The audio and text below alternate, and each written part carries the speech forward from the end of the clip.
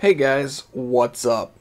So, yesterday the weekly update came out, and once again, this time it was full of a ton of information. So, I apologize I didn't get this out sooner, but I had work and other things, and this is probably like the third time that I've tried to make this without any interruptions. So, without anything else, let's get right into this sweet sack of awesomeness. So, we are literally just 9 days away from Destiny, and we're starting to see all kinds of ads, including this one from, I believe, a Subway in New York, and this one which was on a building. I'm not sure where, maybe New York, but I don't know. And then we had these really sweet banners that were unloaded on us in the weekly update itself. So Deej came out and said that there are some things that we needed to know before the game comes out. So he lets us talk to Luke Smith about some of these things we need to know. First, Deej, or whoever, starts off asking if it really takes 45 minutes to open the door to the raid being the Vault of Glass. Luke basically says, it depends. He comes on to say that your team is metaphorically trying to form a key that opens that encounter's lock. So it sounds like you're going to have to do either certain things or certain areas to unlock the actual raid. So depending on how long it takes you guys to figure that out, could be more or less 45 minutes. He goes on to say that he expects us, the players, to publish guides to help each other out, and this is definitely something that you can expect from myself and from at Walkthroughs Now. Luke also goes on to say that once you get the doors open, it won't take near 45 minutes. Now, I'm not sure if that means it's shorter or longer, but if we just go by context clues, it sounds like it would be shorter. I'm not sure how I honestly feel about that, because if the raid itself is, say, like 20-30 minutes, now granted, I guess the Devil's Lair was about 20-30 minutes, leisurely. I mean, if you sped through it, you could blow through it in like 15-20 minutes. But, we took our time and made sure we murdered everybody, and, we would run 30-35 minutes. So, I really don't know how I feel about that. I guess we'll find out once the actual raid, we get to play it or whatever, so.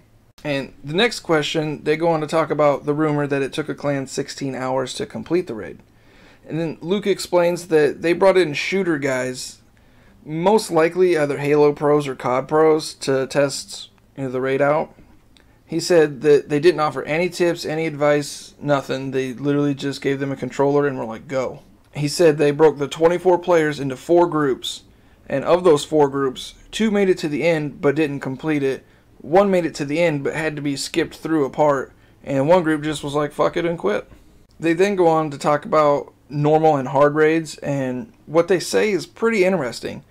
Basically, each type, both hard and normal, will offer different gear drops.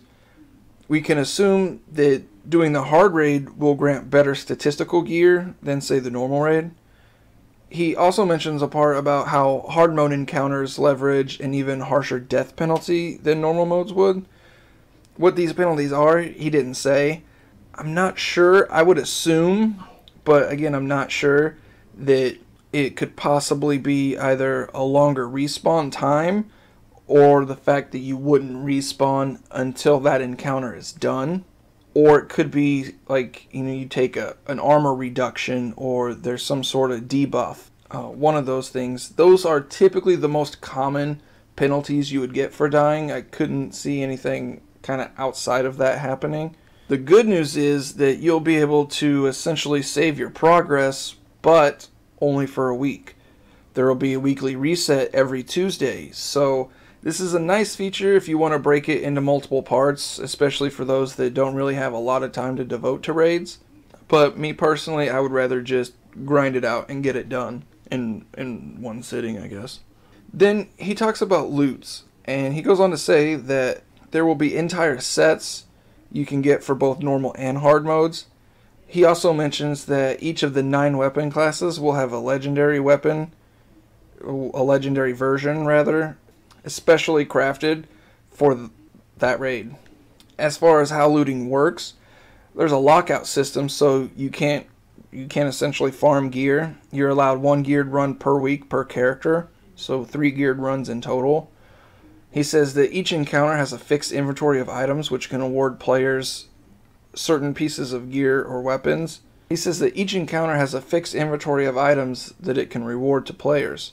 such as certain pieces of gear or weapons can only drop from certain encounters. Now, I'm sure you'll be able to run the raid multiple times, but it sounds like you won't get any drops from any of the monsters or whatever. You only get, one geared one geared run a week, basically. So, all in all, it seems like raids are going to be quite an undertaking, and definitely are going to be meant for the more skilled players. I think we're going to talk more about this on the Destiny Disclosure podcast on Sunday night. But for now, that's all I had. Just wanted to quickly break this down and get you guys thinking a little bit. So let me know what you guys think. And hope you guys learned something, and hope you guys enjoyed the breakdown. So until next time, guys, peace.